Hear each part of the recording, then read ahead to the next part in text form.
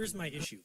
So you were given $65,000 from Ohio, which is Armstrong's own state. You were given access to NASA, to Gene Kranz, to the archivists, to these original German scientists, to Buzz Aldrin. I should watch your film, Aaron, and be convinced that we went. So my confusion is, you stated here tonight that you might be a skeptic, but you hope or you think that we went. But your video doesn't match at all what your opinion is now. Your video shows very clearly that you can't prove it. So isn't it...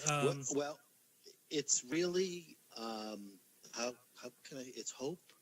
It's hope that we really went. It's blind faith. Just... Could I have been handed a better quote? I mean, this is what I've been saying for 4 years, guys. And he just admitted it. Now, remember, this is even somebody who's been given $65,000 to prove it. Couldn't prove it. And he says here, well, I think we went because it's blind faith. One more time. Well, it's really, how can I... It's hope. It's hope that we really went. It's blind faith, just like that band, you know?